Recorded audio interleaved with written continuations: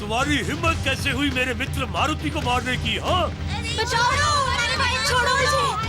बचाओ! कोई तो बचाओ मुझे, मैं गिर जाऊंगा। अरे कोई अक्षय को बचाओ, बचाओ कोई उसे, छोड़ दो भाई को। मारुति पर तीर चलाओगे? अब मैं तुम्हें नहीं छोड़ूंगा। जटायु छोड़ दो अक्षय को, मेरे कहने से छोड़ दो जटायु। नहीं मारुति, मैं नहीं छोड़ूंगा इसे। ये मेरे मित्र मारुति को मारने वाला था, इसे मैं किसी मूल्य पर नहीं छोड़ूंगा। मेरी बात तो सुनो जटायु, वो बेचारा मर जाएगा। बचाओ, मैं मर जाऊंगा। छोड़ दो इससे जटायु, तुम्हें हमारी मित्रता की सौगंध।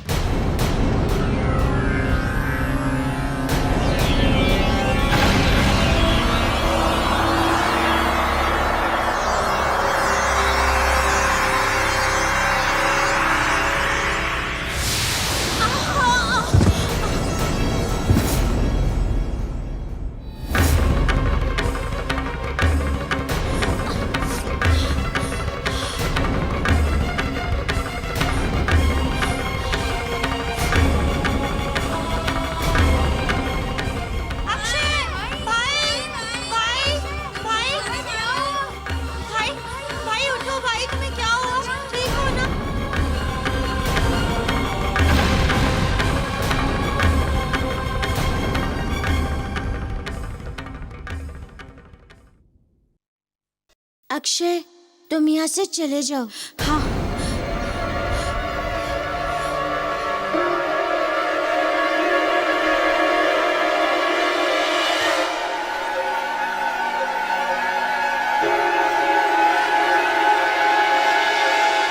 ये तुमने क्या किया मारुति? तुमने उसे बचा क्यों लिया? तुम जैसे सोच रहे हो वैसी कोई बात नहीं है जटायु। अक्षय मुझे सचमुच थोड़ी मारने वाला था, हम तो बस यूं ही खेल रहे थे। मारुति, या तो तुम सच को देख नहीं रहे हो या फिर उसे देखकर भी उसे ना मानने का अभिनय कर रहे हो। दोनों में से एक बात तो निश्चित ही है। देखो जरा, देखो तुम्हारे गुरु भाई क्या कर रहे हैं, देखो।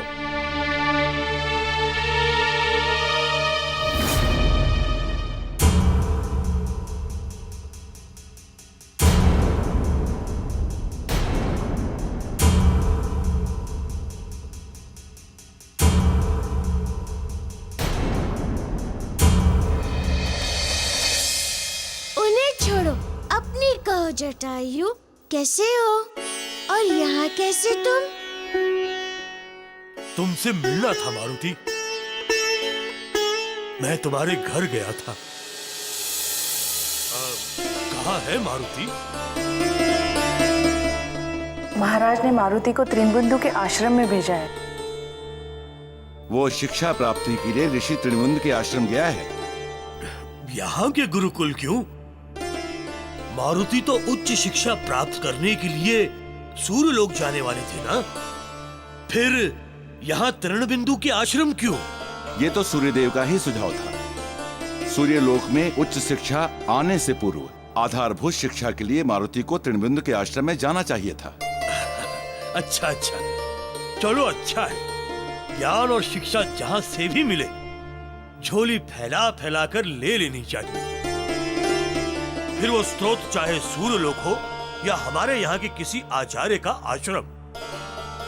मुझे एक बार यहाँ तृणबिंदु के आश्रम जाके मारुति से मिलना होगा।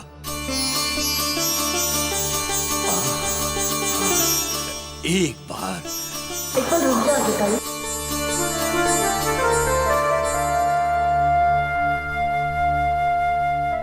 यदि आप अन्यथा ना ले तो क्या आप मेरा छोटा सा एक काम कर सकते हैं?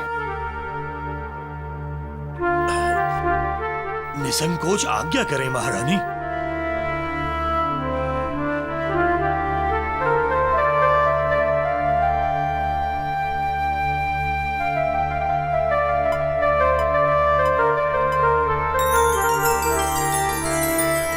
इसे आप मेरे मारुति को देना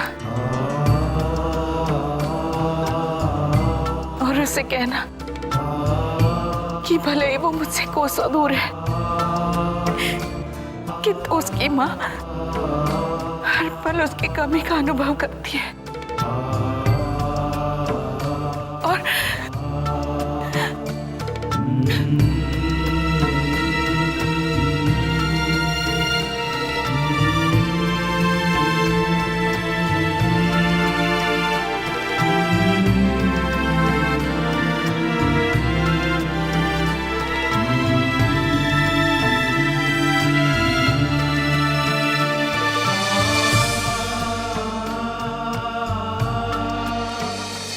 ये लो मारुति।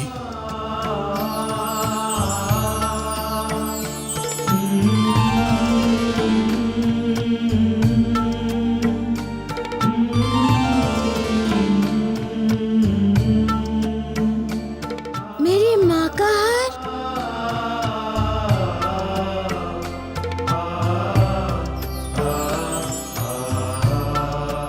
ये तो आप मेरे लिए सब कुछ ले आए जटायु जी। किस मुंह से आपका आभार जताऊं, किन शब्दों में आपका गुण गाऊं। बहुत बड़ा उपकार कर दिया आपने मुझ पर। बहुत बहुत धन्यवाद आपका, बहुत बहुत धन्यवाद। क्या हुआ जटायु जी? मारुति, तुमने मेरे दुखों, मेरी समस्याओं का निवारण तो कर दिया, किंतु पंख जलने के बाद मेरा भाई संपाति दूसरों को कष्ट ना देना तो सीख गया, किंतु अब वो स्वयं विकलांग हो गया है। अब वो अपनी सुरक्षा के लिए और यहाँ तक कि अपने स्वयं के भोजन के लिए भी उसे दूसरों पर निर्भर रहना पड़ता है। तुम ही बताओ मारुति कि अब मैं कैसे अपने भाई को बिना जताए और बिना उसके स्वाभिमान को चोट पहुंचाए उसकी सहायता कर सकता हूं।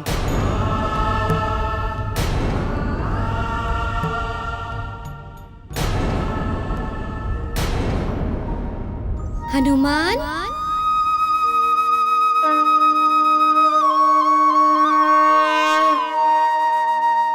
संपाति को जम्बू द्वीप के दक्षिणात्य पर्वत श्रृंखलाओं में रहने के लिए कह दो मारुति, ताकि उसका वर्तमान भी सुगम हो जाए और भविष्य में भी लंका से निकटता के कारण वो वहाँ बैठा रहे जहाँ से उसे एक दिन सीता को देखना है। जो आज्ञा प्रभु।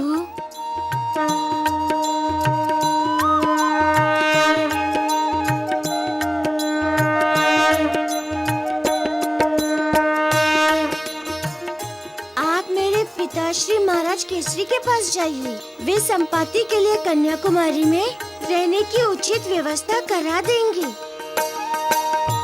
आप चिंता ना करें जटायु जी, संपाति का जीवन अवश्य ही सुगम हो जाएगा और उसका स्वाभिमान और सम्मान भी अक्षुण्ण रहेगा। बहुत बहुत धन्यवाद मारुति। अब मुझे आज्ञा दीजिए। आपकी यात्रा सुखद हो, किंतु जटायु जी एक वचन दें कि जो कुछ आपने देखा वो आप मेरी माँ को नहीं बताएंगे। मैं नहीं चाहता जटायु जी कि मुझे लेकर मेरे माता पिता को व्यर्थ ही चिंता हो। अवश्य मारुति।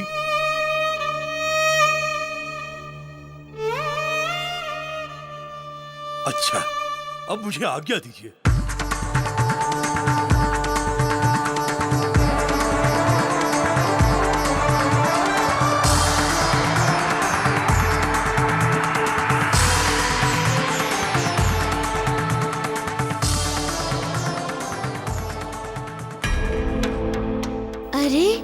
सूर्यास्त होने को है।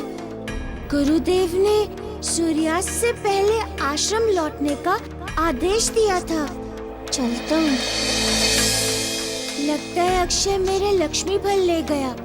अब मुझे रिक्त हाथों से जाना पड़ेगा आश्रम। क्या उत्तर दूंगा आचार्य को? नहीं, मुझे अब जैसे भी हो आश्रम चलना ही होगा। मैं आचार्य की आज्ञा को उल्लंघन नहीं कर सकता। अनुशासन कैसे तोड़ूंगा? सूर्यास्त से पहले पहुंचना ही होगा। अरे वाह! अक्षय, मुल्कासुर, लवणासुर, और हाँ हाँ प्रचेती, तुम भी, तुम सभी भाइयों ने मिलकर नियत समय में अति उत्तम कार्य किया है।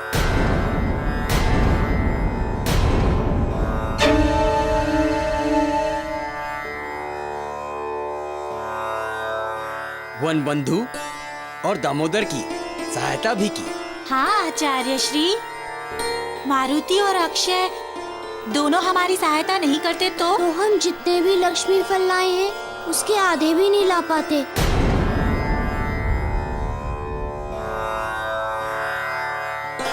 अति उत्तम। हमने इनकी मारुति से अधिक सहायता की है। अगर वो 1 लक्ष्मी फल लाता तो हम 10 लक्ष्मी फल लाते।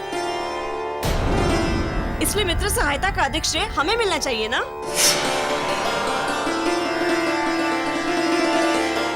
अवश्य, क्योंकि तुम लोगों ने अपना कार्य करने के पश्चात इन लोगों की मारुति से अधिक सहायता की है, तो तुम्हें मारुति से अधिक श्रेय तो मिलेगा ही। क्यों प्राचार्य श्री? उचित कहा ना हमने?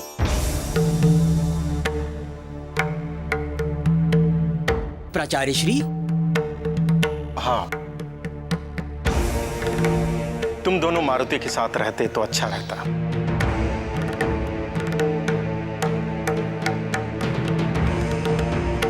तुम दोनों उसे वन में अकेला क्यों छोड़ा?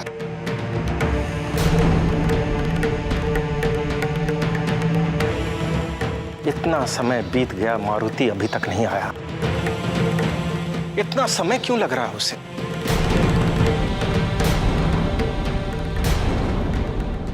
लगता है मारुति के विरुद्ध गुरुजी के कान भरने का यही उपयुक्त समय है। अभी कहानी गढ़कर चलाता हूँ चक्कर। प्राचार्य श्री, हो सकता है मारुति अभी भी वहां पर सोया ही होगा। क्या कहा तुमने? हाँ प्राचार्य श्री, जब दामोदर और वनबंधु वहां से चल पड़े थे तब मारुति वहां से हिलने का नाम ही नहीं ले रहा था। हमने बोला भी था उसे, सूर्यास्त होने से पहले हमें आश्रम लौटना है। वो आराम से वहां सो रहा था पांव पसार कर। हाँ हाँ, मैंने भी उससे कहा था कि तुम ठीक नहीं कर रहे हो मारुति। समय बीत रहा है, 2-4 फल तुम भी ले चलो। उसने मेरी एक नहीं सुनी। अब देखिएगा आचार्य, वो खाली हाथ ही लौटेगा।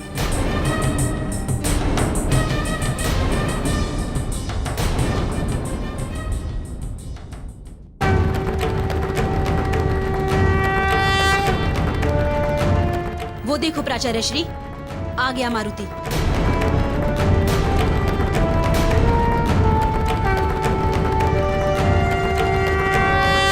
इतने विलंब से आया है और एक भी फल नहीं लाया।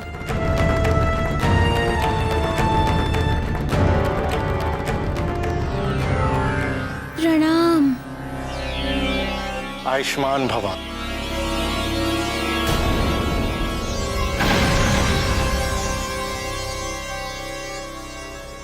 मुझे क्षमा करें आचार्य, मुझे लक्ष्मी फल लाने का सौभाग्य ही नहीं मिला।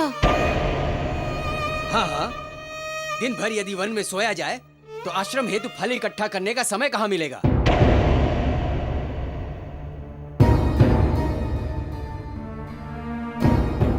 अब इतना भोला चेहरा बनाने की कोई आवश्यकता नहीं है मारुति। तुम्हारी उस निर्जन स्थान में दिन भर सोए रहने वाली बात अक्षय ने हम सभी को बता दी है।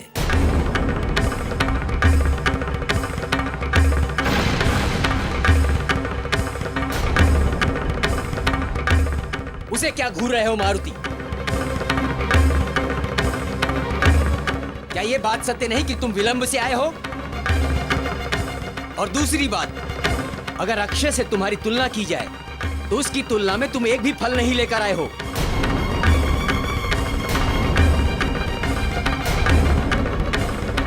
मुझे तुम्हारे मुख से उत्तर चाहिए मारुति। बोलो, ये सत्य है कि नहीं कि आज तुमने वन में अक्षय की तुलना में कम फल इकट्ठा किए?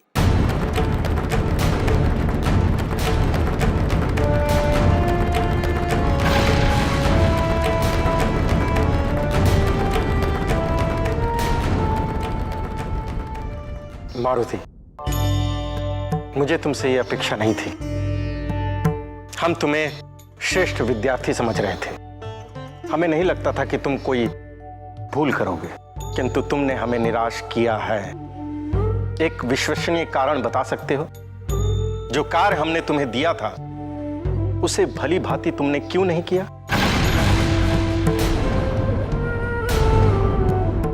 आज तो हमने बहुत ही साधारण कार्य दिया था।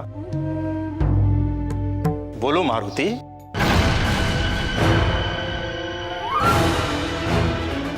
अब मैं आपको सच कैसे बताऊं आचार्य श्री? मेरा सच अक्षय का भविष्य बिगाड़ देगा और आपसे कोई झूठ मैं बोल नहीं पाऊंगा। गुरु से भला कोई कैसे झूठ बोल सकता है?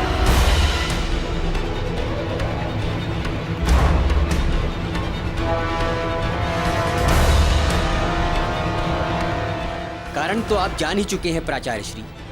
अभी अक्षय और उसके भाइयों ने जो बात आपको कही, क्या आपको उस पर तनिक भी विश्वास नहीं है? आचार्य कर्णप्रिय, आप अच्छी तरह जानते हैं कि आज तक हमने पक्षपात नहीं की है और ना ही करेंगे।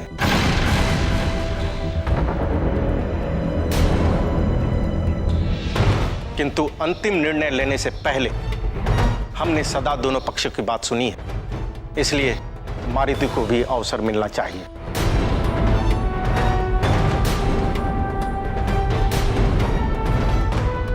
बोलो मारुति, क्या तुम अपनी भूल स्वीकार करते हो?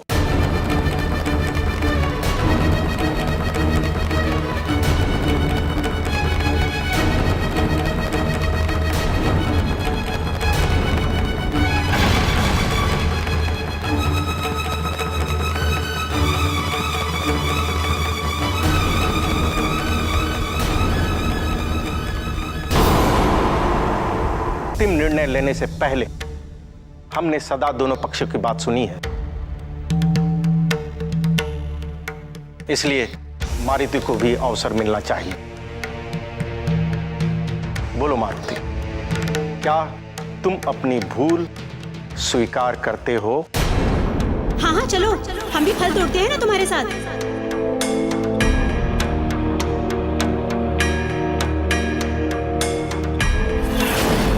ये पक्षी मारुति को अच्छा लगा था ना? अब मैं इसे मार के उसका मन दुखाऊंगा। एक ही तीर में कैसे इस पक्षी को मार गिराता हूँ।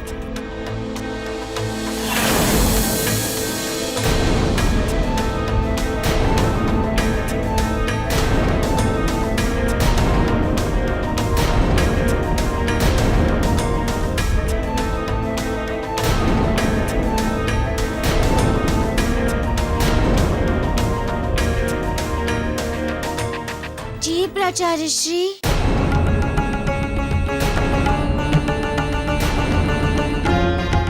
आपने मुझे जंगल से लक्ष्मी फल लाने का कार्य सौंपा था, किंतु मैं इस समय आपके समक्ष खाली हाथ खड़ा हूँ। मैं मानता हूँ गुरुदेव कि मैं इस कार्य को करने में असफल रहा हूँ।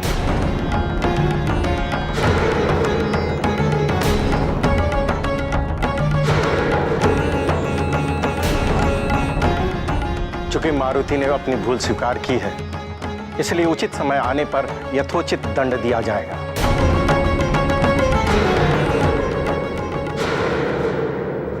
इस समय सभी विद्यार्थी दिन भर के श्रम से थके हारे लौटे हैं, इसलिए तुम सभी निवास स्थान पर जाकर विश्राम करो।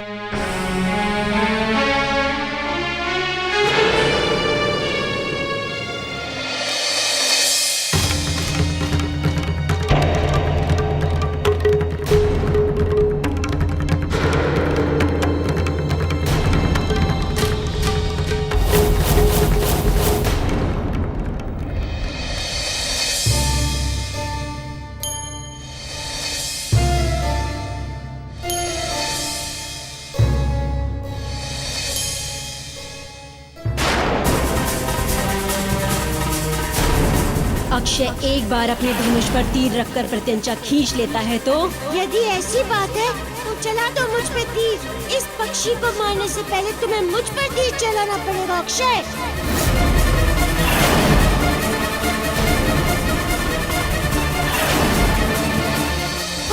छोड़ो मुझे, छोड़ो, छोड़ो मुझे, बचाओ, बचाओ।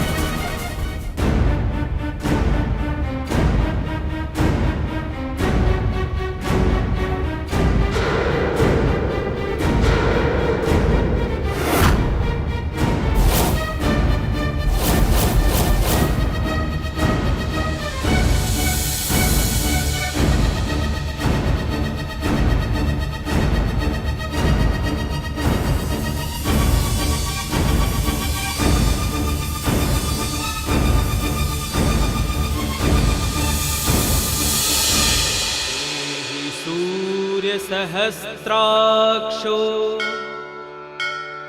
तेजोराशि जगत्पते अनुकंपं मां भक्त्या गृहाणार्घ दिवाकर। स्वामी, क्या आपको पूरा विश्वास है कि आश्रम की समस्याओं का समाधान मात्र महा अष्टलक्ष्मी यज्ञ के आयोजन से हो सकता है? हम आचार्य हैं राजर्षि श्रेणी के। किसी से गिड़गिड़ाकर अनुदान मांगना हमारी आत्मा स्वीकार नहीं कर सकती। आश्रम के लिए धन अष्ट महालक्ष्मी यज्ञ करके ही जुटा सकते हैं। यदि मां लक्ष्मी देवी प्रसन्न हो गई तो इस समस्या का समाधान हो सकता है। बात तो आप सही कह रहे हैं, किंतु स्वामी, मुझे अभी भी लगता है कि समुचित सुरक्षा व्यवस्था के बिना इतनी बड़ी यज्ञ का आयोजन यदि पुनः आक्रमण हुआ तो? मैं जानती हूँ आप आश्रम के प्राचार्य हैं और आश्रम की व्यवस्था और संचालन के बारे में सोचना आपका कर्तव्य है, किंतु स्वामी, मैं एक माँ हूँ और सभी आश्रमवासी मुझे गुरु माँ कहते समय मुझ में अपनी माँ देखते हैं और इसलिए ये आश्रम मुझे अपने घर जैसा लगता है। घर जिसे तिनका तिनका जोड़कर अपने हाथों से बनाया है मैंने। यदि पुनः इसे नष्ट किया गया तो मैं सहन नहीं कर पाऊंगी स्वामी। वसुंधरा, एक बार सफलतापूर्वक यज्ञ संपन्न हो जाए तो हम अधिक बड़ा और श्रेष्ठ आश्रम बना सकते हैं। चिंता इस विषय को लेकर नहीं है वसुंधरा कि हमारा यज्ञ सफलतापूर्वक संपन्न हो जाए। चिंता हमारे बच्चों की सुरक्षा को लेकर है।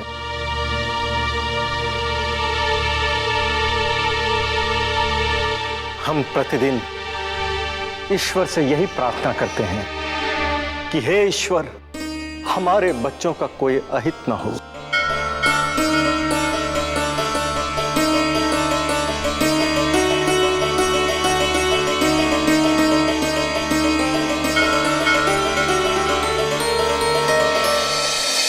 तत्वितेतु वरेण्यम।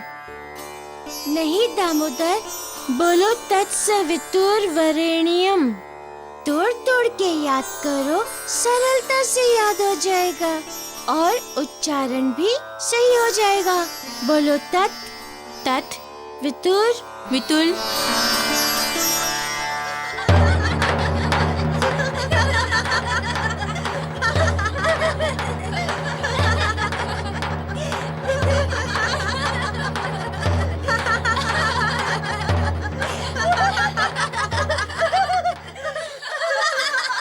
दामोदर, तुम वह ध्यान ही मत दो। बोलो तत्सवितुर्वरेण्यम। तत्सवितुर्वरेण्यम। वरेण्यम नहीं, वरेण्यम। अरे प्रचेती, बोलो भाई। अक्षय भैया बता रहे थे कि हमारे आश्रम में एक नए आचार्य आए हैं जिनकी अभी भी नियुक्ति हुई है, और वो उन्हीं के आगमन की खुशी में सार्वजनिक तौर से होने वाले दंड समारोह की तैयारी में लगा है। नया आचार्य? कौन भाई? वो देख, वो रहे आचार्य मारुति।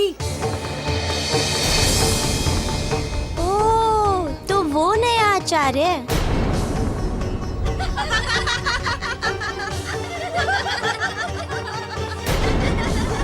हाँ, अभी आचार्य ने उसे एक ही विद्यार्थी दिया है बिगाड़ने के लिए। हाँ हाँ, देखो उसे वो बिगाड़ रहा है। जैसा गुरु वैसा चेला। भाई, मूर्खों में कहते हैं आपस में मित्रता बड़ी शीघ्र हो जाती है। हाँ हाँ, दिख तो रही है। अच्छा भाई, क्या सच में मूर्खों के सर पर सिंह नहीं होते? तुझे देख रहे हैं क्या? नहीं। भाई, ये बिना सिंह वाले मूर्ख हैं। भाई, मुझे तो कल की प्रतीक्षा है। कल क्या है भाई? अरे, कल प्राचार्य श्री मारुति को दंड देंगे ना। अभी मिला नहीं है उससे दंड, पर फिर भी कल्पना कर करके इतना आनंद मिल रहा है, तो सोचो मारुति को जब सार्वजनिक तौर पे दंड मिलेगा तब कितना आनंद मिलेगा।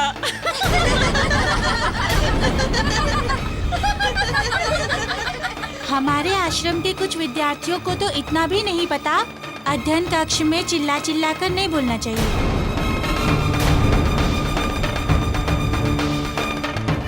ए टकले, मुझसे कहा तूने कुछ?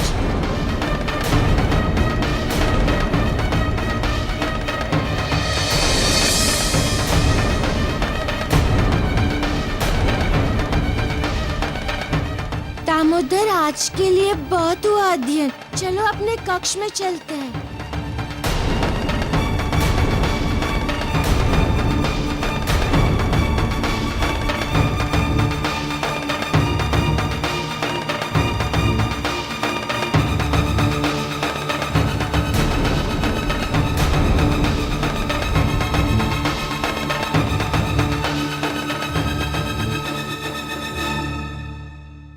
अरे वाह भाई वाह, अब तो मारुति भी डरने लग गया है अपने भाई मुल्कासुर से। अरे वाह भाई वाह। नहीं दामोदर, मैंने असुरों से डरना नहीं आरंभ किया है। तो फिर तुम कुछ बोले क्यों नहीं थे? तुमने तो उत्तर भी नहीं दिया उनको, क्यों? प्राचार्य श्री के सामने चुप रहने के दो कारण थे। पहला कारण था कि मुझे चुगली से घृणा है दामोदर, और दूसरा कारण था कि गुरु के दिए हुए कार्यों को मैं करने में असफल रहा था। कारण चाहे जो भी हो, किंतु मैं अपना कार्य तो नहीं कर पाया ना। अच्छा चलो, वो चुप्पी समझ गया, किंतु अभी अध्ययन कक्ष में मुल्कासुर अपने भाइयों के साथ तुम्हें उकसाकर तुमसे लड़ने ही तो आया था। फिर क्यों चुप रहे तुम? क्योंकि जब उसका उद्देश्य में पता चल गया तो क्यों उसकी बराबरी की जाए। मैं भी मुल्कासुर की छोटी मोटी बातों का उत्तर दूं, और जैसे वो लड़ना चाहे वैसे मैं भी लड़ूं, तो उसमें और मुझ में क्या अंतर रह जाएगा? ये क्या बात हुई?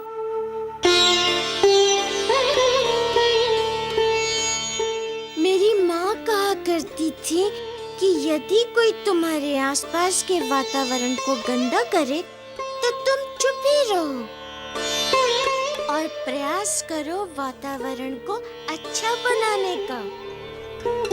उसके पास घृणा है तो मेरे पास प्रेम। प्रेम तो घृणा से शक्तिशाली होता है दामोदर।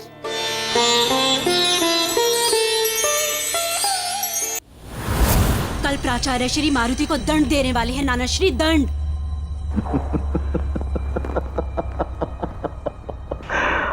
प्रसन्न कर दिया तुमने, प्रसन्न कर दिया अक्षय, तुमने अपने ज्येष्ठ नाना श्री को प्रसन्न कर दिया। उस मारुति को तृण बिंदु की दृष्टि से गिराना अत्यंत आवश्यकता। तुमने ये कार्य करके मुझे प्रसन्न कर दिया, गदगद कर दिया, और तुमने ये सिद्ध कर दिया कि तुम मेरी भांति अपनी बुद्धि का प्रयोग कर सकते हो। ये तो कुछ भी नहीं ज्येष्ठ नाना श्री। आगे आगे देखो कि मैं क्या करता हूँ। कल प्राचार्य श्री के महाअष्टलक्ष्मी का यज्ञ करने के बाद मारुति को दंड मिलेगा, और मारुति को दंड मिलने के बाद मैं गुरुदेव की इतनी सेवा करूंगा कि वो मुझे अपना सर्वश्रेष्ठ विद्यार्थी मानेंगे। पागल हो गए हो तुम? क्यों ज्येष्ठ नाना श्री? यदि तृण बिंदु यज्ञ करेगा तो उसके यज्ञ को नष्ट करने के लिए ताड़का अवश्य आएगी। वो महाभयंकर राक्षसी ताड़का? नहीं नहीं, तुम्हें भयभीत होने की कोई आवश्यकता नहीं। वो तुम्हारा कुछ नहीं बिगाड़ सकती। तुम लंकापति रावण के पुत्र हो, और लंकापति रावण के पुत्र का अहित वो कदापि नहीं कर सकती।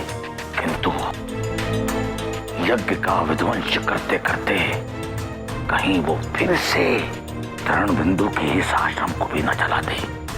हमारे आश्रम को जला देगी? तब तो नाना श्री हम सभी पर संकट है। लंकापति रावण के पुत्र को छोड़कर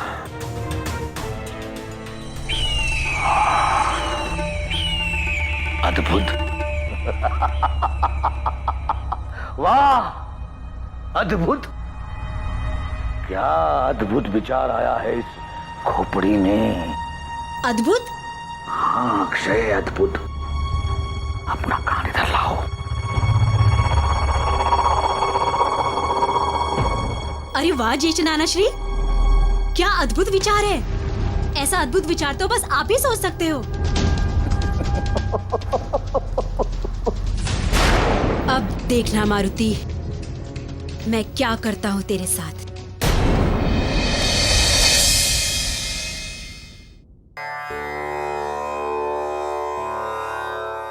हमारे लिए हर्ष का विषय कि हमारा आश्रम एक विशाल, भव्य और महत्वपूर्ण यज्ञ करने जा रहा है। हमारे आश्रम के आचार्य अष्ट महालक्ष्मी यज्ञ करेंगे, और सभी विद्यार्थी इस यज्ञ की तैयारी में आचार्य का पूरा सहयोग देंगे। यज्ञ की सफलता के लिए सभी इस बात का ध्यान रखें कि यज्ञ के सभी चरणों को विधिवत पूर्ण किया जाएगा, और इसमें किसी प्रकार की कोई त्रुटि ना रहने पाए। इस आयोजन में शास्त्र सम्मत हर परंपरा को उसकी संपूर्णता और शुद्धता के साथ संपन्न किया जाएगा। गुरुजी यज्ञ करेंगे? अरे तुम भूल गए क्या कि ताड़का ने क्या कहा था? कहीं वो यहाँ भी आ गई तो? मैं कहता हूँ वो अवश्य आएगी यहाँ। फिर कैसे होगा यज्ञ?